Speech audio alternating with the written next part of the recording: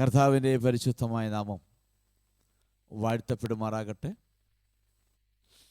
അനുഗ്രഹിക്കപ്പെട്ട ഈ സൂം പ്ലാറ്റ്ഫോമിൽ ദൈവവചന പഠനത്തിനായി വന്നിരിക്കുന്ന കർത്താവിൻ്റെ വിലപ്പെട്ട ദാസന്മാർ, മാതാപിതാക്കൾ, സഹോദരന്മാർ എല്ലാവരെയും യേശുക്രിസ്തുവിന്റെ നാമത്തിൽ ഹൃദയാംഗമായി സ്വാഗതം ചെയ്തുകൊള്ളുന്നു. നമ്മൾ വിവിധ വിഷയങ്ങൾക്കായി പ്രാർത്ഥിച്ചു, പാട്ടുകൾ പാടി ദൈവത്തെ മഹത്വപ്പെടുത്തി. നമ്മുടെ കർത്താവിൻ്റെ വരവേറ്റവും അടുത്തുകൊണ്ടിരിക്കുന്ന ഈ കാലയളവിൽ നമ്മൾ ഓരോ നിമിഷവും ദൈവവചനം പഠിച്ചും ധ്യാനിച്ചും അതുപ്രകാരം ജീവിച്ചും യാത്ര ചെയ്യുവാൻ ദൈവത്തിൻ്റെ പരിശുദ്ധാത്മ നമ്മെ സഹായിക്കട്ടെ എന്ന് ഞാൻ ആഗ്രഹിക്കുകയും പ്രാർത്ഥിക്കുകയും ചെയ്യുന്നു. നമ്മൾ ദാനിയേൽ പുസ്തകം 4-ാം അധ്യായമാണ് പഠിച്ചു കഴിഞ്ഞത്. 4-ാം അധ്യായം അവസാനിക്കുമ്പോൾ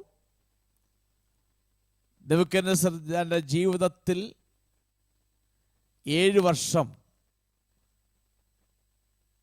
ദൈവത്തെക്കുറിച്ച് മനസ്സിലാക്കാനും തൻ്റെ രാജ്യത്വമല്ല ഏറ്റവും വലിയ രാജ്യത്വമെന്നും തൻ്റെ അധികാരമല്ല ഏറ്റവും വലിയ അധികാരമെന്നും തൻ്റെ അധികാരത്തിനും മീതെ പ്രവർത്തിക്കുന്ന ഒരു അധികാരി ഉണ്ടെന്നും അവൻ ഇഷ്ടമുള്ളവരെ താഴ്ത്തുന്നു, ഇഷ്ടമുള്ളവരെ കൊടുക്കുന്നു എന്നൊക്കെ രാജാവിന് മനസ്സിലാകുവാൻ വേണ്ടി അവൻ 7 വർഷം ദൈവം നിയമിച്ചാക്കി. 7 വർഷം കഴിഞ്ഞപ്പോൾ അവന് കാര്യങ്ങൾ ബോധ്യമായി. അപ്പോഴേക്കും അവൻ്റെ പഴയ മൃഗ അവസ്ഥയിൽ നിന്നും മനുഷ്യൻ്റെ അവസ്ഥയിലേക്ക് മടങ്ങി വന്നു. അവൻ പിന്നീട് മടങ്ങി വന്നപ്പോൾ ദൈവം ആരാണെന്ന് അവൻ മനസ്സിലാക്കി. അത് പ്രകാരം അവൻ ദൈവത്തോടെ പറയുവാൻ തുടങ്ങി, പ്രാർത്ഥിക്കുവാൻ തുടങ്ങി. അങ്ങനെ പിന്നെയും താൻ രാജാവായി തുടർന്നു. പിന്നീട് ഏകദേശം 1-2 വർഷം കഴിഞ്ഞപ്പോൾ താൻ സാധാരണ രോഗം പിടിച്ച് ഈ ലോകത്തിൽ നിന്ന് മാറ്റപ്പെട്ടു. ഇത്രയുമാണ് ആ 4-ാം അധ്യായത്തിന്റെ അവസാന ഭാഗം നമുക്ക് കാണാൻ കഴിയുന്നത്. നമ്മളിപ്പോൾ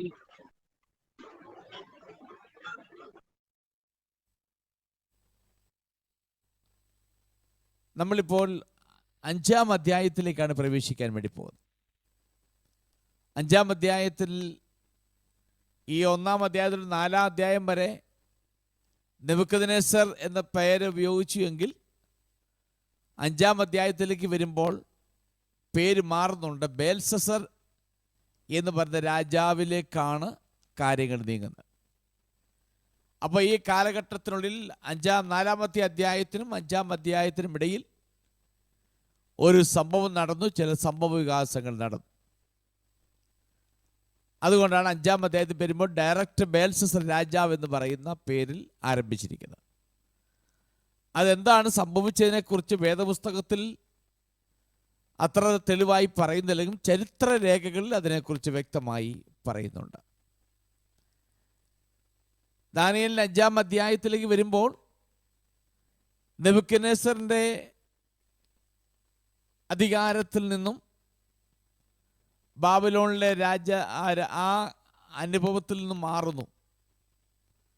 നെബൂഖദ്നേസറിൽ നിന്നും ബേൽസസറിലേക്കാണ് അധികാരം കൈമാറ്റപ്പെടുന്നത്. നെബൂഖദ്നേസർ ഏകദേശം 43 വർഷം ബാബിലോണെ ഭരിച്ചു. 43 വർഷമായപ്പോൾ താൻ ഈ ലോകത്തിൽ നിന്ന് മാറ്റപ്പെട്ടു എന്നാണ് പറയപ്പെടുന്നത്. ഇതിനകത്ത് പറയുമ്പോൾ അദ്ദേഹത്തിൻ്റെ മകൻ എന്നാണ് ബേൽസസർ എന്ന് ഉപയോഗിക്കുന്നത്. എന്നാൽ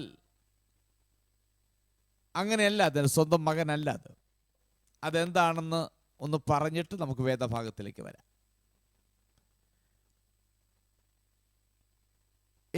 അദ്ദേഹത്തിൻ്റെ സ്വന്തം മകൻ എന്ന് പറയുന്ന ആള് ഏവിൽ മെരോദ് എന്ന് പറയുന്ന ആളായിരുന്നു.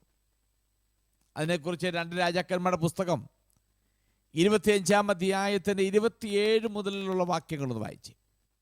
2 Kings chapter 25 verses 27 to 30.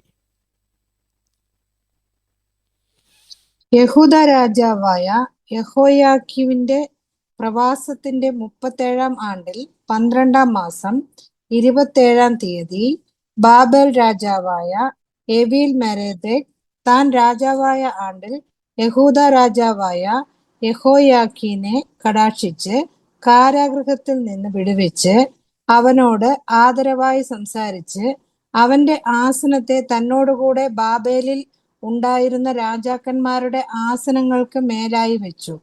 അവന്റെ കാരാഗൃഹ വസ്ത്രം മാറ്റി അവൻ ജീവപര്യന്തം നിത്യം അവന്റെ സന്നിധിയിൽ ഭക്ഷണം കഴിച്ചു പോന്നു. അവന്റെ അഹോവൃത്തിയോ രാജാവ് അവന്റെ മരണ ദിവസം വരെ അവന്റെ ജീവകാലമൊക്കെയും നിത്യവൃത്തിക്ക് ദിവസം പ്രതിയുള്ള ഓഹരി കൊടുത്തു പോന്നു. ഓക്കെ, ഇതുപോലെ ഇതേ കാര്യം തന്നെ ജെരമ്യാവിന്റെ പുസ്തകത്തിലും പറയുന്നുണ്ട്. ജെരമ്യാവിന് വായിക്കേണ്ട ജെരമ്യാവിന്റെ പുസ്തകം 52-ാം അധ്യായത്തിന് 31 മുതൽ 34 വാക്യങ്ങളിലും ഈ കാര്യം അങ്ങനെ തന്നെ പറയുന്നുണ്ട്. യെഹോവയാക്കീമിൻ്റെ പ്രവാസകാലത്തിൻ്റെ 37-ാം ആ വർഷം ഏവിൽ മെരോദ് നെബൂഖദ്നേസറിന്റെ മകൻ രാജാവാകുന്നു. ആ സമയത്ത് യെഹോവയാക്കീമിന് ചെയ്ത കാര്യങ്ങളെക്കുറിച്ചാണ് അവിടെ പറയുന്നത്. എന്നാൽ തൻ്റെ ഭരണം എന്ന് പറയുന്നത് ചരിത്രത്തിൽ രേഖപ്പെടുത്തിയിരിക്കുന്നത് വളരെ അശ്ലീലവും ഏകപക്ഷീയമാകുന്ന ഒരു ഓട്ടോക്രസിയുടെ ഭരണമായിരുന്നു. എന്നതിനാൽ അദ്ദേഹത്തിൻ്റെ സഹോദരി ഭർത്താവ് അഥവാ നെബൂഖദ്നേസറിന്റെ മകളുടെ ഭർത്താവ് നെറിഗ്ലാസർ എന്ന് പറയുന്ന ആള് അദ്ദേഹത്തെ കൊന്നു. അങ്ങനെ അതുകൊണ്ട് 2 വർഷം മാത്രമേ ഇയാൾക്ക് രാജാവായി അവിടെ തുടരുവാൻ കഴിഞ്ഞുള്ളൂ. പിന്നീട് നെറിഗ്ലാസർ എന്ന് പറയുന്ന ആളിനെക്കുറിച്ച് ജെരമ്യാവിന്റെ പുസ്തകം 39-ാം അധ്യായത്തിൻ്റെ 3-ാമത്തെ വാക്യത്തിലും 13-ാമത്തെ വാക്യത്തിലും പറയുന്നുണ്ട്. നിങ്ങൾ സമയം പോലെ അത് വായിക്കുക. അവിടെ പറയുമ്പോൾ നേർഗൽസസർ എന്നാ പറയപ്പെടുന്നത്. അദ്ദേഹം 4 വർഷം ഭരിച്ചു. സ്വാഭാവികമായി താൻ മരിച്ചു. അദ്ദേഹത്തിൻ്റെ ഒരു മകൻ ഉണ്ടായിരുന്നു. അവന് ഒരു മാനസികമായി ഒരു പക്വതയിൽ വരാത്ത, ഒരു മാനസിക ശേഷി കുറഞ്ഞവനും ഒരു കഴിവില്ലാത്ത ഒരു വ്യക്തിയായിരുന്നു. അവൻ 9 മാസം ഭരിച്ചു. ഇതിനോടകം ഇതിനിടയിൽ ഒരു ഗൂഢാലോചന സംഘമുണ്ടായി. ആ മനുഷ്യനെ കൊന്നുകളഞ്ഞു. ആ ഗൂഢാലോചന സംഘത്തിൻ്റെ കൂട്ടത്തിൽപ്പെട്ട ഒരാളുണ്ടായിരുന്നു, നെബോനിദാസ് എന്ന് പറയപ്പെടും. നെബോനിദാസ്. ആ നെബോനിദാസിനെ രാജാവായി നിയമിച്ചു. ഇദ്ദേഹം പേർഷ്യക്കാരനായ നമുക്കറിയാം. 45-ാം അധ്യായത്തിൽ കാണുന്ന സൈറസ് എന്ന് പറയുന്ന ഒരു രാജാവിനെ കുറിച്ച് പറയുന്നുണ്ട്.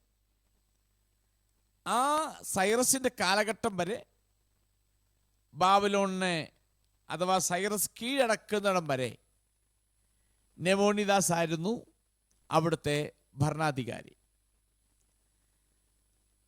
ആ നെബോനിദാസിന്റെ മകനാണ് ബെൽസസർ. അപ്പോൾ ഏകദേശം നെബൂഖദ്നേസർ രാജാവുമായിട്ട് ഒരല്പം ബന്ധമുണ്ട് എന്ന് പറയപ്പെടുന്നു. അപ്പൊ പുതിയ ബാബിലോൺ സാമ്രാജ്യത്തിൻ്റെ അവസാനത്തെ ബാബിലോണിന്റെ രാജാവായിരുന്നു ബെൽസസർ. നെബോനിദാസിന്റെ മകനായിരുന്നു ബെൽസസർ. നെബോനിദാസ് വർഷങ്ങളോളം ബാബിലോണിൽ രാജാവാണെങ്കിലും ആ സിംഹാസനത്തിൽ അദ്ദേഹം കുറച്ച് നാളെ ഇരുന്നുള്ളൂ. അദ്ദേഹം പിന്നീട് അറേബ്യയിലെ തേമ എന്ന് പറയുന്ന ഒരു സ്ഥലത്തേക്ക് താമസം മാറി. അവിടെയാണ് അദ്ദേഹം തൻ്റെ ജീവിതകാലം കഴിച്ചുകൂട്ടിയത്. അതേസമയം അദ്ദേഹം ഇവിടുത്തെ രാജാവുമായിരുന്നു. രാജാവായിരിക്കുമ്പോൾ തന്നെ അറേബ്യ ദേശത്ത് പോയി ആ തേമ എന്ന് പറയുന്ന സ്ഥലത്ത് തൻ്റെ പാർപ്പിടമാക്കിയിരുന്നു. എന്നാൽ അദ്ദേഹത്തിൻ്റെ മകൻ ബേൽസസറിനെ അദ്ദേഹം 2ാമനായി അവിടെ വാഴിച്ചിരുന്നു. അതുകൊണ്ടാണ് ഇവിടെ ബേൽസസർ എന്ന പേരിൽ അറിയപ്പെടാൻ കാര്യം. കാരണം അപ്പൻ ഇങ്ങനെ ദൂരെ പോയി താമസിക്കുന്നു. അതുകൊണ്ട് മകൻ ബേൽസസർ ഇവിടുത്തെ കാര്യങ്ങൾ നോക്കിക്കണ്ട് നടത്തുന്നു. അതുകൊണ്ട് രാജ്യത്തെ 2ാമനായി അവൻ വാഴുകയായിരുന്നു. അങ്ങനെയാണ് നെബൂഖദ്നേസറിൻ്റെ കയ്യിൽ നിന്നും ബേൽശസ്സർ എന്ന് പറയുന്ന രാജാവിലേക്ക് അധികാരം കൈമാറ്റപ്പെട്ടത്. ഇങ്ങനെയാണ് പല കാലഘട്ടങ്ങളിലൂടെ അത് ഈ നിലയിലേക്കത് മാറ്റപ്പെട്ടു. അപ്പം അദ്ദേഹത്തിൻ്റെ, അതായത് നെബൂഖദ്നേസറിൻ്റെ അഭാവത്തിൽ ബാബിലോണിൻ്റെ ഭരണം ബേൽശസ്സറിനെ ഏൽപ്പിക്കുകയും അദ്ദേഹത്തെ ഒരു സഹഭരണാധികാരിയായി നെബൂഖദ്നേസർ നിയമിക്കുകയും ചെയ്തു. അങ്ങനെ പിതാവ് ഔദ്യോഗിക രാജാവായി തുടർന്നെങ്കിലും ബേൽശസ്സർ രാജകീയ അധികാരം പ്രയോഗിക്കുകയും ബാബിലോൺ സംസ്ഥാനത്ത് തന്നെ ഒരു രാജാവായി ജനം കണക്കാക്കുകയും ചെയ്തിരുന്നു. ഇതാണ് ആ അധ്യായത്തിൽ ബേൽശസ്സർ എന്ന് പറയുന്ന രാജാവിലേക്ക് അധികാരം കൈമാറ്റപ്പെടുവാനുണ്ടായ കാരണവും നടന്ന സംഭവവും ഇതാണ്.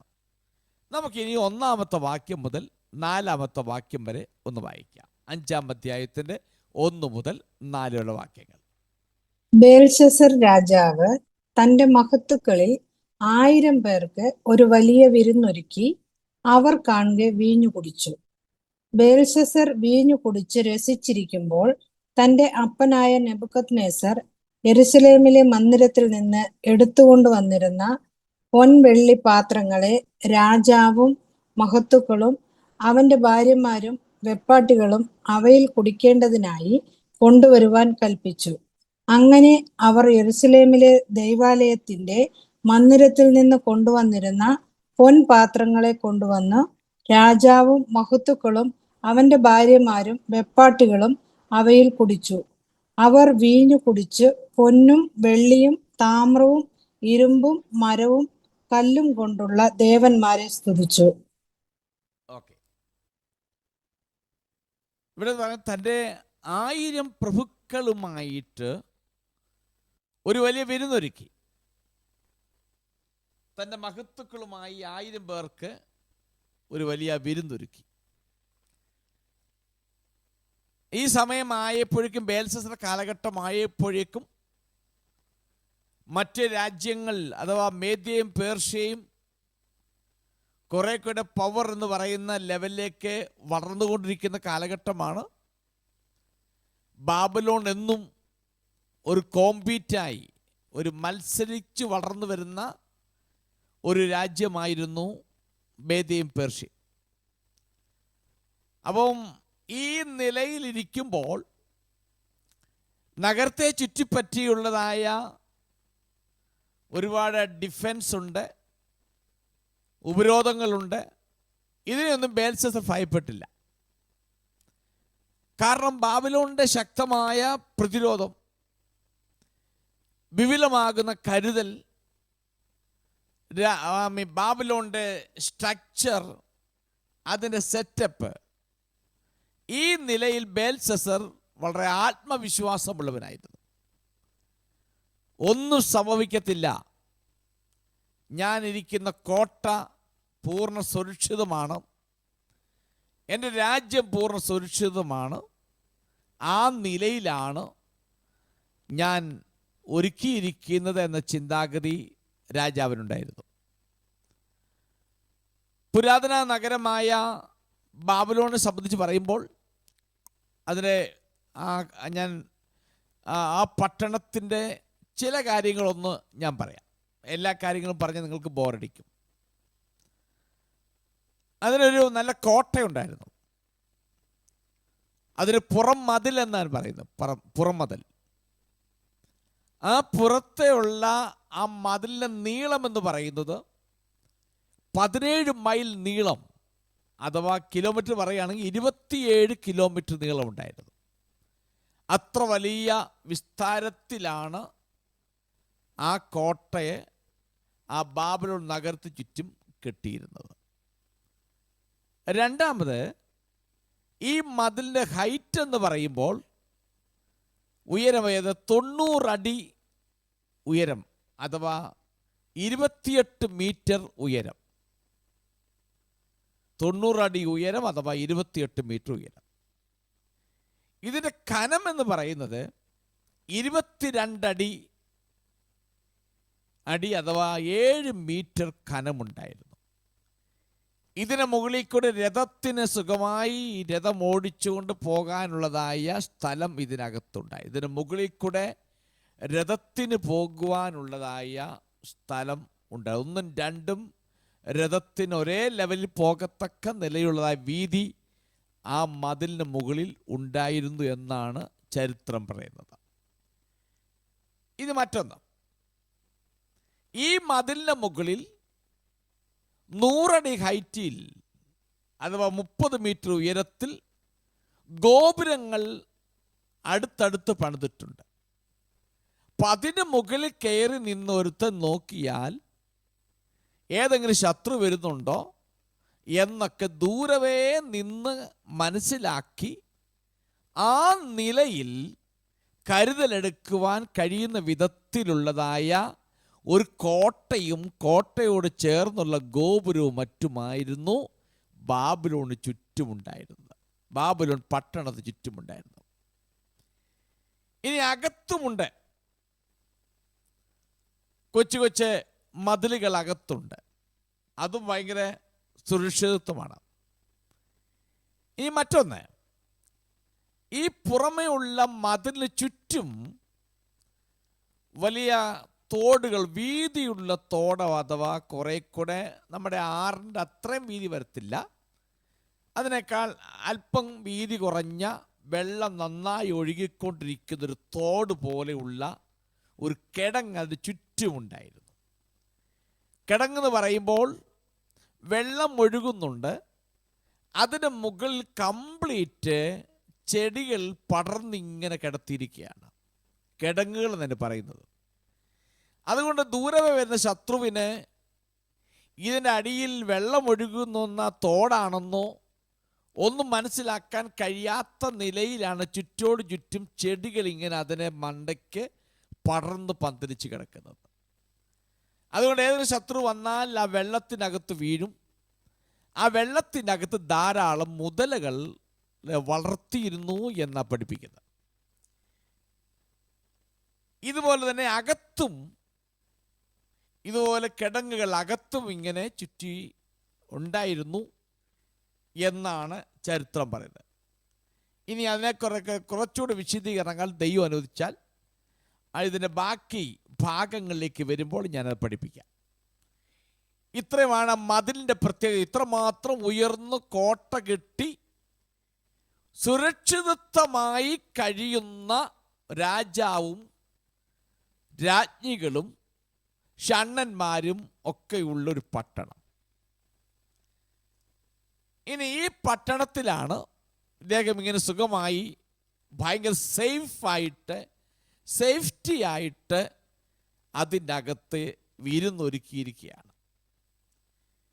വിരുന്നൊരുക്കിയപ്പോൾ അവിടെ വായിക്കുന്ന അവൻ്റെ പിതാവായ നെബൂഖദ്നേസർ ആലയത്തിൽ നിന്ന് എടുത്തുകൊണ്ട് വന്ന പൊന്ന്, വെള്ളി തുടങ്ങിയ പാത്രങ്ങൾ. അവിടെ പറയുന്ന അവൻ്റെ പിതാവെന്ന് പറയുന്നുണ്ട്. നെബൂഖദ്നേസർ ഒരിക്കലും ബേൽഷസ്സറിന്റെ നേരിട്ടുള്ള പിതാവല്ല. അപ്പൊ എന്തുകൊണ്ടാണ് പിതാവ് എന്ന് വിളിക്കാനുള്ള കാരണത്തെക്കുറിച്ച് പണ്ഡിതന്മാർ പറയപ്പെടുന്ന 2 അഭിപ്രായമുണ്ട്. ഒന്ന്, ബേൽഷസ്സർ ഇരിക്കുന്ന സിംഹാസനം നെബൂഖദ്നേസറാൽ സ്ഥാപിക്കപ്പെട്ട, അപ്പൊ അവന്റെ പിൻഗാമിയായിട്ടിരിക്കുന്ന ബേൽഷസ്സർ ആകയാലാണ് ആ സിംഹാസനത്തോടുള്ള ബന്ധത്തിൽ അവന്റെ പിതാവായ നെബൂഖദ്നേസർ എന്ന് പറയപ്പെടുന്നു എന്നാണ് ഒരഭിപ്രായം. രണ്ടാമത്തെ അഭിപ്രായം, അവൻ്റെ അമ്മയുടെ ഭാഗം നിന്നുള്ളതായ അവൻ്റെ മുത്തച്ഛനായിട്ടാണ് നെബൂഖദ്നേസർ വരുന്നത് എന്ന് പറയപ്പെടുന്നു. അതുകൊണ്ട് ഈ 2 നിലയിലുള്ള അർത്ഥമുള്ളത് കൊണ്ടാണ് അവൻ്റെ പിതാവായ നെബൂഖദ്നേസർ എന്ന പദം ഉപയോഗിച്ചിരിക്കുന്നതെന്നാണ് പറയപ്പെടുന്നത്. പുരാതന കാലത്ത് പിതാവ് എന്ന് പറയുന്ന പദം ഈ 2 അർത്ഥങ്ങളിൽ ഉപയോഗിച്ചിരുന്നു. ഒന്ന്, അവൻ പണിത സിംഹാസനത്തിലിരിക്കുന്ന അവൻ്റെ പിൻഗാമികളെ കുറിച്ച് പറയുമ്പോൾ ആദ്യം നിർമ്മിക്കുക അതിൻ്റെ ഫൗണ്ടർ ഈ നിലയിലാക്കി തീർത്ത വ്യക്തിയെ ആ വ്യക്തിയുടെ പിതാവായിട്ട് കണക്കാക്കിയിരുന്നു. ഇല്ല എങ്കിൽ അമ്മ വഴി ഈ ഇദ്ദേഹം ഒരു മുത്തച്ഛനായി വരുമെന്ന് അഭിപ്രായപ്പെടുന്നു. അതുകൊണ്ടാണ് അവൻ്റെ പിതാവെന്ന് പറയുന്ന പദപ്രയോഗം അവിടെ ഉപയോഗിച്ചിരിക്കുന്നത്. ഇനി 4-ാമത്തെ വാക്യം വായിച്ചു. 5-ാമത്തെ 4-ാമത്തെ വാക്യം. അവർ വീഞ്ഞു കുടിച്ചു പൊന്നും വെള്ളിയും താമ്രവും ഇരുമ്പും മരവും കല്ലും കൊണ്ടുള്ള ദേവന്മാരെ സ്തുതിച്ചു. തൽക്ഷണം ഒരു മനുഷ്യന്റെ കൈവിരലുകൾ പുറപ്പെട്ട് വിളക്കിനു നേരെ രാജധാനിയുടെ ചുവരിന്റെ വെള്ളമേൽ എഴുതിയ കൈപ്പത്തി രാജാവ് കണ്ടു.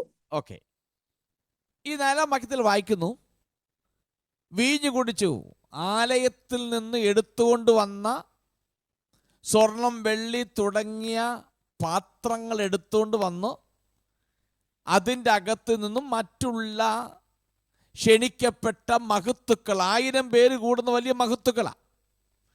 ആ മഹത്തുക്കൾ കൂടുന്ന അതിൽ ഈ ആലയത്തിൽ നിന്ന് കൊണ്ടുവന്ന പാത്രത്തിൻ്റെ അകത്ത് വീഞ്ഞ് പകർന്നു അവനും അവൻ്റെ രാജ്ഞികളും അതിൻ്റെ വെപ്പാട്ടികളും അതിൽ നിന്ന് കുടിച്ചു.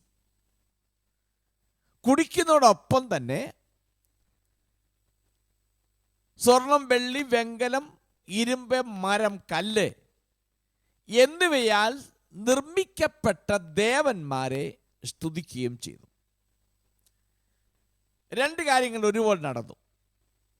ഒരു സൈഡിൽ ആലയത്തിൽ പാത്രങ്ങളെ കൊണ്ടുവന്നു മാത്രമല്ല, ഇവൻ അതിനെ ഹീനപരമാകുന്ന കാര്യങ്ങൾക്ക് വേണ്ടി ഉപയോഗിച്ചൊന്നത്. അത് ഉപയോഗിച്ചുകൊണ്ടിരിക്കുമ്പോൾ തന്നെ ഈ നിലയിലുള്ള ദേവി ദേവന്മാരെ അവരാരാധിക്കുവാനും സ്തുതിക്കുവാൻ തുടങ്ങി. ഇതിനെക്കുറിച്ച് നമ്മൾ ചിന്തിക്കുമ്പോൾ ആ സമയം ഓൾറെഡി ശത്രു സൈന്യം നഗരത്തെ വളഞ്ഞിരിക്കുകയാണ്. ഇവനത് മനസ്സിലാക്കുന്നില്ല. ഇവൻ ചിന്തിച്ചിരിക്കാൻ സുരക്ഷിതനാണ്, ആർക്കും ഇവനെ തൊടുവാൻ കഴിയത്തില്ല. അപ്പോൾ വളഞ്ഞിരിക്കുകയാണെങ്കിലും ഒരുപക്ഷെ ആഘോഷങ്ങളിൽ അവൻ മുഴുകിയിരിക്കുകയാണ്. ഇത്രയും സൈന്യം വളരുന്നുണ്ട്. അപ്പോൾ അതിന് നടുവിലാണ് അവൻ ഈ പാത്രത്തിൽ വീഞ്ഞു കുടിച്ച് ഇങ്ങനെ സന്തോഷിച്ചുല്ലസിച്ച് നിൽക്കുന്നത്. നമുക്ക് ഈ കാലഘട്ടത്തിലേക്ക് നമ്മൾ നോക്കിയാൽ ഈ തരത്തിലുള്ളതായ മനോഭാവങ്ങളെ ഉള്ള ജനങ്ങളെ നമുക്ക് കാണാൻ കഴിയും. ഒരു സൈഡിലൂടെ ശത്രു സൈന്യം വരുന്നുണ്ട്, അതിനുള്ള പദ്ധതികൾ ആവിഷ്കരിക്കുന്ന ദൈവം വെച്ചാൽ ആ അധ്യായം മുൻപോട്ട് പോകുമ്പോൾ ഞാൻ പറയാം. ആക്രമിക്കാനുള്ള ക്രമീകരണം ചെയ്യുന്നുണ്ട്. ഒരുപക്ഷെ അവന് അറിയാമായിരിക്കാം, ഇല്ലെങ്കിൽ ചിന്തിച്ചിരിക്കുന്നു അതൊന്നും എന്നെ തൊടുത്തില്ലെന്നായിരിക്കാം. ഒരുപക്ഷെ അവൻ്റെ ഹൃദയത്തിനകത്തൊരു അല്പ ചഞ്ചലമൊക്കെ കാണുമായിരിക്കാം. അപ്പൊ ആ സമയത്ത് അവൻ കണ്ടെത്തിയ മാർഗം 1000 പേരെ കൂട്ടി ഒരു വിരുന്നൊരുക്കി അവൻ്റെ വെപ്പാട്ടികളും രാജ്ഞികളുമായി ആലയത്തിൽ നിന്ന് കൊണ്ടുവന്ന പാത്രത്തിനകത്ത് കുടിച്ച് അവൻ ഉണ്ടാക്കിയ ദൈവത്തിന് മുമ്പിൽ കടന്ന് തുള്ളിച്ചാടി സന്തോഷിക്കുക. അതിലൂടെ ഒരു സമാധാനവും സന്തോഷവും കിട്ടുമെന്നൊരു ചിന്താഗതിയാണ്. ഈ കാലഘട്ടത്തിലേക്ക് നോക്കുമ്പോൾ ഈ തരത്തിൽ മനോഭാവമുള്ള ഒരുപാട് ജനങ്ങളെ നമുക്ക് കാണാൻ കഴിയുന്നുണ്ട്. ഭീഷണിയായി തോന്നുന്ന സാഹചര്യങ്ങൾ ഉണ്ടാകുമ്പോൾ ആ സാഹചര്യങ്ങളെ അവഗണിച്ചിട്ട് അവർ സുഖഭോഗങ്ങളുടെ പിന്നാലെ പോകുന്നതായി കാണുന്നുണ്ട്. അപ്പോൾ ഇവന്റെ ബേൽശസ്സറിന്റെ ജീവിതത്തിൽ വരാൻ പോകുന്ന അവർ ക്ഷീണിച്ചുകൊണ്ടിരിക്കുന്ന ഒരു കോണിക്കൂടെ മറ്റേ രാജ്യം ശക്തിപ്പെട്ടുകൊണ്ടിരിക്കുന്നു. ശത്രുക്കൾ വരും, ഇവൻ സേഫാണ് ചിന്തിക്കുന്ന ഒപ്പം തന്നെ അവൻ കണ്ടെത്തിയ മാർഗം ഇതിനിടയിൽ സന്തോഷിക്കുക, കുടിച്ച് സന്തോഷിക്കുക. വിവിധ മെറ്റൽ കൊണ്ടുണ്ടാക്കിയ ദൈവങ്ങളെ മുമ്പിൽ കൊണ്ട് വെച്ചിട്ട് അതിനെ ആരാധിക്കുക, സ്തുതിക്കുക, മഹത്വപ്പെടുത്തുക. അവൻ്റെ ആ മനസ്സിൻ്റെ അകത്തുണ്ടായ ആ സമയത്തുണ്ടാകുന്ന അനുഭവങ്ങളെ മാറ്റിമറിക്കുവാൻ അവൻ കണ്ടെത്തിയ മാർഗമാണ് ആലയത്തിലെ പാത്രങ്ങളെ കൊണ്ടുവന്ന് അതിൻ്റെ അകത്ത് വീഞ്ഞു കുടിച്ച് വെപ്പാട്ടികളുമായി രാജ്ഞിയുമായി സന്തോഷിച്ച് ആ നിലയിലേക്ക് മുൻപോട്ട് പോകുക എന്നുള്ളത് അവൻ കണ്ടെത്തിയൊരു മാർഗമാണ്.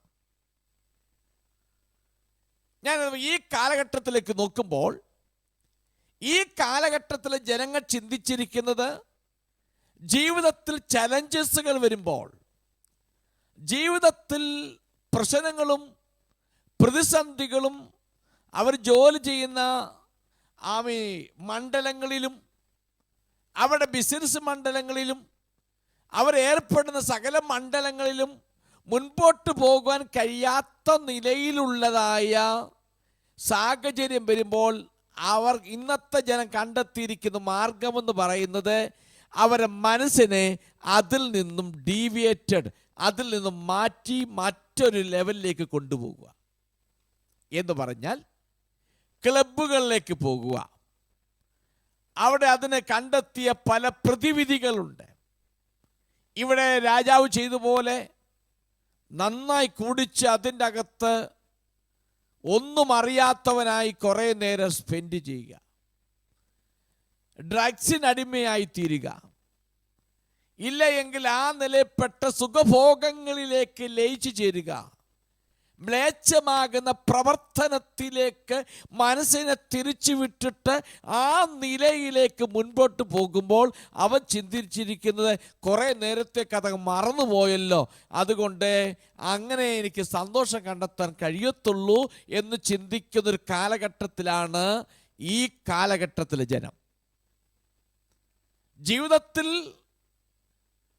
ചലഞ്ചസുകളും വിവിധ മണ്ഡലങ്ങളിൽ ഉണ്ടാകുമ്പോൾ അവർ കണ്ടെത്തുന്ന മാർഗമെന്ന് പറയുന്നത് വിവിധ സുഖഭോഗങ്ങളിലേക്കും വിവിധ തരത്തിലുള്ളതായ ജഡിക ഉല്ലാസങ്ങളിലേക്കും തങ്ങളുടേതായിരിക്കുന്ന മനോഭാവത്തെയും ചിന്തയും തിരിച്ചു വിട്ടിട്ട് ആ നിലയിലൂടെ യാത്ര ചെയ്താൽ നമുക്കതിൽ ജയം കണ്ടെത്താമെന്ന് ചിന്തിക്കുന്ന ഒരു കാലഘട്ടത്തിലാണ് ഇന്നത്തെ ജനം നമുക്ക് കാണാൻ കഴിയുന്നുണ്ട്. അത് അവൻ മനസ്സിലാക്കുന്നില്ല. അവൻ നേരിട്ടുകൊണ്ടിരിക്കുന്ന ചലഞ്ചസിനേക്കാൾ വലിയ ഒരു പ്രതിസന്ധി, അതിലും വലിയ ഒരു വിഷത്തെയാണ്, അവനെ നശിപ്പിക്കുന്ന ഒരനുഭവങ്ങളിലേക്കാണ് അവനെ വലിച്ചിഴച്ചുകൊണ്ട് പോകുന്നതെന്ന് അവൻ മനസ്സിലാക്കുന്നില്ല. ബേൽശസ്സർ അത് മനസ്സിലാക്കിയില്ല. നമുക്ക് ആ ഭാഗം പഠിക്കുമ്പോൾ അവസാനം വരുമ്പോൾ ബേൽശസ്സറുണ്ടായ അനുഭവം കാണാൻ കഴിയുന്നു. അവനെ അത് വലിയൊരു അനർത്ഥത്തിലേക്ക്, ഒരു നാശത്തിലേക്ക് വലിച്ചിഴക്കപ്പെട്ടു. അതുപോലെ ഈ കാലഘട്ടത്തിലെ ജനങ്ങളും തങ്ങളുടെ താൽക്കാലികമാകുന്ന സുഖത്തിന് വേണ്ടി, താൽക്കാലികമാകുന്ന നന്മയ്ക്ക് വേണ്ടി, താൽക്കാലികമാകുന്ന സന്തോഷത്തിന് വേണ്ടി കണ്ടെത്തുന്ന ജഡീക ഉല്ലാസങ്ങളും അതിൻ്റെ ലൗകിക ഭൗതിക ഉല്ലാസങ്ങളെല്ലാം അവനെ കൊണ്ടെത്തിക്കുന്നത് ഒരു വലിയ നാശത്തിലേക്കായിരിക്കും എന്ന യാഥാർത്ഥ്യം അവൻ മനസ്സിലാകാതെ മുൻപോട്ട് പോവുകയാണ്. അതുകൊണ്ട് എന്നെ കേൾക്കുന്ന പ്രിയപ്പെട്ടവർ, സൂം പ്ലാറ്റ്ഫോമിലൂടെ ആയാലും ശരി, അല്ല യൂട്യൂബിൽ ശ്രദ്ധിക്കുന്ന പ്രിയപ്പെട്ടവരായാലും, ഒരു കാര്യം വിളിച്ചു പറയട്ടെ. ജീവിതത്തിലെ പ്രതിസന്ധികളിൽ, ജീവിതത്തിലെ ഓരോ തലങ്ങളുണ്ടാകുന്ന മുൻപോട്ടുള്ള ഗമനത്തെ തടയുന്നതിന് മുൻപിൽ അത് രക്ഷപ്പെടുവാൻ കണ്ടെത്തുന്ന മാർഗമെന്ന് പറയുന്നത് നിന്റെ ശ്രദ്ധയെയും നിന്റെ മനസ്സിനെയും ഒക്കെ മാറ്റി ലൗകിക ഉല്ലാസങ്ങൾക്ക് വേണ്ടി, ഭൗതികമാകുന്ന ഉല്ലാസങ്ങൾക്ക് വേണ്ടി, ജഡ ഉല്ലാസത്തിന് വേണ്ടി മാറിപ്പോകുന്നതല്ല അതിൻ്റെ പരിഹാരം. അത് നിന്നെ ഇതിലും വലിയൊരു അനർത്ഥത്തിലേക്കും വലിയൊരു നാശത്തിലേക്കും കൊണ്ടെത്തിക്കുന്നതാണ്. അതിൽ ഏറ്റവും അതുകൊണ്ട് നീ ആ നിലയിലേക്ക് തിരിയാതെ ഈ പ്രതികൂലങ്ങളുടെയും ഈ പ്രതിസന്ധികളുടെയൊക്കെ നടുവിൽ നിന്നെ വിടുവിക്കാൻ കഴിയുന്ന ഒരു ദൈവമുണ്ട് എന്ന് മനസ്സിലാക്കി ദൈവത്തിങ്കിലേക്ക് തിരിയുന്നു എങ്കിൽ ദൈവം തൻ്റെ പ്രവൃത്തി നിന്നിലും നിന്റെ കുടുംബത്തിലും നിന്റെ ജീവിതത്തിൽ ചെയ്തെടുത്ത് നിന്റെ ജീവിതത്തിൽ വലിയൊരു പരിഹാരം ആ വിഷയത്തിന് ദൈവം തരും. അതല്ലാതെ അതിന് പരിഹാരം മറ്റൊന്നാണെന്ന് കണ്ടെത്തി നിന്റെ ഇഷ്ടപ്രകാരം കുടിച്ചും വലിച്ചും നിന്നെ തന്നെ നശിപ്പിച്ച് മുൻപോട്ട് പോയാൽ നീ ചെന്നുവിടാൻ പോകുന്നത് ചെറിയൊരു കളിയല്ല, അതൊരു തീക്കളിയാണ്. നിന്നെ വലിയൊരു നാശത്തിലേക്ക് ഒരിക്കലും നിനക്ക് തിരിഞ്ഞു വരുവാൻ കഴിയാത്ത, ഒരിക്കലും രക്ഷപ്പെടുവാൻ കഴിയാത്തതായ ഒരു നാശത്തിലേക്ക് നിന്നെ വലിച്ചെടുച്ചുകൊണ്ട് പോവുകയാണ് എന്നൊരു യാഥാർത്ഥ്യം നമ്മൾ നന്നായി മനസ്സിലാക്കണം. അതുകൊണ്ട് അതിലേക്ക് തിരിയാതെ ദൈവത്തിങ്കിലേക്ക് നിന്റെ മനസ്സ് തിരിയുക, ദൈവത്തിങ്കിലേക്ക് നിന്റെ കണ്ണുകൾ ഉയർത്തുക. ദൈവത്തിൻ്റെ വചനം ഇങ്ങനെ പറയുന്നു, നീതിമാൻ അനർത്ഥങ്ങൾ അസംഖ്യമാകുന്നു, അവ എല്ലാറ്റിലും യഹോവ അവനെ വിടുവിക്കുന്നു, അനർത്ഥം ദുഷ്ടനെ കൊല്ലുന്നു. അതുകൊണ്ട് അനർത്ഥങ്ങളും പ്രതിസന്ധികളും വരുമ്പോൾ നമ്മളെ ഓർത്തുകൊള്ളണം, നീ അതിലേക്ക് തിരിയാതെ ദൈവത്തിങ്കിലേക്ക് തിരിയുക. ദാവീദിന്റെ ജീവിതത്തിൽ അനർത്ഥങ്ങൾ വന്നപ്പോൾ അവൻ ദൈവത്തിങ്കിലേക്ക് തിരിഞ്ഞു. ദാനിയേലിന്റെ ജീവിതത്തിൽ പ്രതിസന്ധികൾ വന്നപ്പോൾ ദൈവത്തിങ്കിലേക്ക് തിരിഞ്ഞു. യെഹെസ്കേലിന്റെയും യെരമ്യാവിന്റെ ജീവിതത്തിൽ പ്രതിസന്ധികൾ വന്നപ്പോൾ അവർ ദൈവത്തിങ്കിലേക്ക് തിരിഞ്ഞു. അതുകൊണ്ട് ഇന്ന് രാത്രി എന്നെ കേൾക്കുന്ന പറയട്ടെ, ദൈവത്തിങ്കിലേക്ക് തിരിയുമ്പോൾ ദൈവം അവിടുന്ന് തൻ്റെ മുഖപ്രകാശം നമ്മുടെ മേൽ ഉദിപ്പിക്കുകയും നമുക്ക് തക്കയോഗ്യമാകുന്ന മറുപടി നൽകി അതിന് പരിഹാരം തന്ന് ദൈവം നാം നടത്തുമെന്നൊരു യാഥാർത്ഥ്യം ഈ രാത്രി ഞാൻ ഒരിക്കൽ കൂടെ ഓർപ്പിച്ചുണർത്തുകയാണ്. അതിന് 5-ാമത്തെ വാക്യം ഒന്ന് വായിക്കാം.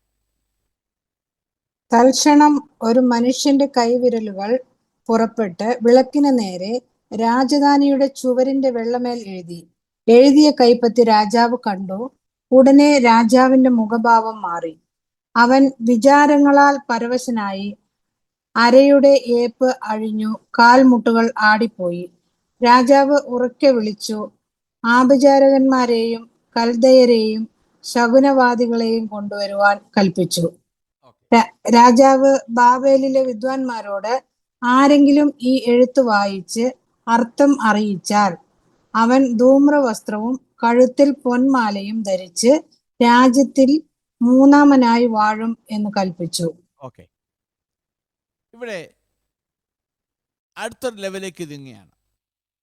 അവൻ കുടിച്ച് അതിലിങ്ങനെ സന്തോഷിച്ച് നിൽക്കുമ്പോൾ രാജാവ് കാണുന്നു, ആ ചുവരിൽ ഒരു മേലെഴുത്ത് കാണുന്നു. മേലെഴുത്ത് വെറുതെ പ്രത്യക്ഷപ്പെട്ടതല്ല, ആരെയുടെ ഒരു കൈവിരൽ പ്രത്യക്ഷപ്പെടുന്നു. ആ കൈവിരൽ കൊണ്ടാണ് ആ ഭിത്തിയുടെ മേൽ എഴുതപ്പെടുന്നത്. നമുക്ക് ഈ ഭാഗം നമ്മൾ ചിന്തിക്കുമ്പോൾ ഒരു പ്രധാനപ്പെട്ട കാര്യം മനസ്സിലാക്കാൻ കഴിയുന്നത്, ദൈവത്തിൻ്റെ അപ്രതീക്ഷിതമാകുന്ന ഞെട്ടിപ്പിക്കുന്നതായ ചില രീതികൾ ദൈവത്തിനുണ്ട്. ആ രീതികളിലൂടെ, ആ മെത്തേഡിലൂടെ ദൈവം മനുഷ്യനുമായി വിനിമയം നടത്തുവാൻ വേണ്ടി ശ്രമിക്കുന്നതാണ്. അതുകൊണ്ട് ചിലപ്പോൾ അങ്ങനെ ദൈവം ചെയ്യുന്നു. ഇവിടെ ഒരു കൈ, എവിടുന്ന് ഒരു കൈ വരുന്നു, ആ കൈവിരൽ കൊണ്ട് ചിലത് ആ ഭിത്തിയിൽ എഴുതുന്നു. അത് പ്രത്യക്ഷപ്പെടുകയാണ്. അപ്പൊ അവനോട് വിനിമയം നടത്തുവാൻ വേണ്ടി ദൈവത്തിൻ്റെ ഒരു വലിയ ഇടപെടൽ അവിടെ സംഭവിക്കുകയാണ്. രാജാവ് കൈകൊണ്ട് എഴുതിയ ഭാഗം കണ്ടു. ആ ചുവരെഴുത്ത് കാണുന്നുണ്ട്. എന്നാൽ 6-ാം വാക്യത്തിലേക്ക് വരുമ്പോൾ സംഭവിച്ചത് ഭയങ്കര നിലയിലാണ്. 6-ാം വാക്യം എന്നെ ഒത്തിരി ചിന്തിപ്പിച്ചൊരു വാക്യമാണ്. അതുവരെ കുടിച്ച് സന്തോഷവാനായി ജീവിച്ച രാജാവ് ഈ ചുവരെഴുത്ത് കണ്ടപ്പോൾ തന്നെ പല കാര്യങ്ങൾ തൻ്റെ ജീവിതത്തിൽ സംഭവിച്ചു. ഒന്ന്, അദ്ദേഹത്തിൻ്റെ മുഖഭാവം മാറി. രണ്ട്, അവൻ വിചാരങ്ങളാൽ പരവശനായി തീർന്നു. മൂന്ന്, അരയുടെ ഏപ്പഴിഞ്ഞു, കാൽമുട്ടുകൾ ആടിപ്പോയി. രാജാവ് ഉറക്ക നിലവിളിക്കുവാൻ തുടങ്ങി. ഇവിടെ കാണുന്ന ചിന്തിക്കുവാൻ കഴിയുന്ന ഒന്ന് രണ്ട് കാര്യങ്ങൾ പറഞ്ഞ് രാത്രി ഞാൻ നിർത്താം, സമയപരിധിക്കുള്ളിൽ നിന്നുകൊണ്ട്. ഒന്ന്, ഈ മേലെടുത്ത് അദ്ദേഹത്തിന് എന്താണെന്ന് അറിയത്തില്ല. കാരണം അതുകൊണ്ടാണല്ലോ ഇത് വായിക്കാൻ ആളിനെ വിളിക്കുന്നത്. പക്ഷെ ഒരു കൈ പ്രത്യക്ഷപ്പെട്ടു, അതിൽ ചിലത് എഴുതിയിട്ടുണ്ട്. ഇത് കണ്ടപ്പോൾ തന്നെ അവൻ്റെ മുഖഭാവം മാറുന്നു. അവൻ പരവശനായിത്തീരുന്നു. അവൻ്റെ കാലുകൾ കുഴയുവാൻ തുടങ്ങുന്നു. അവൻ്റെ ഏപ്പുകൾ ആടുവാൻ തുടങ്ങുന്നു. എന്ന് പറഞ്ഞാൽ അവന് തനിയെ നിൽക്കാൻ വയ്യാത്ത ഒരവസ്ഥയിലേക്ക് അവൻ മാറുന്നു. ദാനിയേൽ വളരെ ഉജ്ജ്വലമായ നിലയിലാണ് ആ വിവരണം കൊടുത്തിരിക്കുന്നത്. ബേൽശസ്സറിനുണ്ടായ ഈ മാറ്റത്തെക്കുറിച്ച് വളരെ നിലയിൽ കൊടുത്തിട്ടുണ്ട്. ഇവിടെ ചിന്തിക്കേണ്ട ഒന്ന് രണ്ട് കാര്യങ്ങൾ. ഒന്ന്, അവൻ 1000 മഹത്തുക്കളെ കൂട്ടി അവൻ്റെ രാജ്ഞിമാരും അവർ വെപ്പാട്ടികളും ചേർന്ന് ദൈവങ്ങളെല്ലാം മുൻപിൽ നിരത്തി നല്ല നിലയിൽ കുടിച്ച് ആരാധിച്ചുകൊണ്ടിരിക്കുകയാണ്. ആ സമയത്താണ് ഈ ചുവരിൽ ഈ മേലെടുത്ത് കാണുന്നത്. അപ്പോൾ ഒറ്റ നിമിഷം കൊണ്ട് അവൻ്റെ മുഖഭാവം മാറുകയാണ് ചെയ്യുന്നത്. അതുവരെ സന്തോഷിച്ചുകൊണ്ടിരുന്നവൻ പെട്ടെന്ന് ഒരു ഭീതിയുടെ അനുഭവത്തിലേക്ക്, ഒരു ഭയത്തിൻ്റെ അനുഭവത്തിലേക്ക് അവൻ മാറുന്നു. അവൻ വളരെ നിലയിൽ ഒത്തുചേർന്ന് പാർട്ടി നടത്തുകയാണ്. നമ്മുടെ ഇന്നത്തെ ഭാഷയെ പറഞ്ഞ പാർട്ടി നടത്തുകയാണ്. വളരെ ആഴമില്ലാത്ത, അപ്പോൾ ആ പാർട്ടിയിലാണെങ്കിലും വളരെ ആഴത്തിലുള്ളതായ ഒരനുഭവമല്ലായിരുന്നു. കാരണം മേലെടുത്ത് എന്താണെന്ന് മനസ്സിലായിട്ടില്ല. ഒന്ന് എഴുതുന്നതായി കണ്ടു. അപ്പോഴേക്കും അവൻ്റെ സ്ഥിതിഗതികൾക്ക് വ്യത്യാസം വന്ന് മാറ്റങ്ങൾ സംഭവിച്ചു. അപ്പൊ അതിൻ്റെ അർത്ഥം ഇതിൻ്റെ ഇടയിൽ തന്നെ ഇത് കണ്ടപ്പോൾ തന്നെ, ആ കൈവിരൽ കണ്ടപ്പോൾ തന്നെ അവൻ്റെ ഹൃദയത്തിനകത്ത്, മനസാക്ഷിക്കകത്ത് എന്തോ ഒന്ന് സംഭവിക്കാൻ പോകുന്നു എന്നൊരു ഫീലിങ്സിലേക്ക് അവൻ നീങ്ങുകയാണ്. പെട്ടെന്ന് അവൻ്റെ മനസാക്ഷി സജീവമായിരുന്നു എന്ന് ഇതിൽ കാണാൻ കഴിയുന്നുണ്ട്. ബേൽശസ്സറിന് എഴുത്ത് മനസ്സിലായിട്ടില്ല. പക്ഷേ അവനുണ്ടായ പരവശനായിത്തീരുന്നു, മുഖഭാവം മാറുന്നു, അരക്കെട്ടഴിയുന്നു, ഏപ്പാടുന്നു, കാലുകൾ കുഴയുന്നു. ഇതൊക്കെ ഉണ്ടാകാൻ കാരണം എന്താണെന്ന് ചോദിച്ചാൽ ഒരു യാഥാർത്ഥ്യം അതിന് പിൻപിലും കാണാൻ കഴിയും. ഇതിനകത്ത് മറ്റൊരു പോംവഴിയിലൂടെ ജനിക ഉല്ലാസത്തിലേക്ക് അവൻ ഓടിക്കൊണ്ടിരിക്കുമ്പോൾ തന്നെ ദൈവത്തിൻ്റെ ഇടപെടലിലൂടെ അവന് മനസ്സിലായി, അവന് മനസാക്ഷിക്കകത്ത് മനസ്സിലായി, സംതിങ് ഈസ് റോങ്. എന്തോ ഒരു തെറ്റുകളിലേക്ക് പോയിക്കൊണ്ടിരിക്കുന്നു, എന്തോ ഒന്ന് സംഭവിക്കാൻ വേണ്ടി പോകുന്നു എന്നവന് വ്യക്തമായി അവന് ഹൃദയത്തിൻ്റെ അകത്ത് മനസ്സിലായി. എന്ന് പറഞ്ഞാൽ സ്വന്തം മനസാക്ഷി അദ്ദേഹത്തിനെതിരെ സാക്ഷ്യപ്പെടുത്തുന്നതിനാൽ അവൻ അസ്വസ്ഥനായി മാറി എന്ന് പണ്ഡിതന്മാർ അഭിപ്രായപ്പെടുകയാണ്. അവൻ സ്വന്തം മനസാക്ഷി അവന് വിപരീതമായി സാക്ഷ്യപ്പെടുത്തുവാൻ തുടങ്ങി.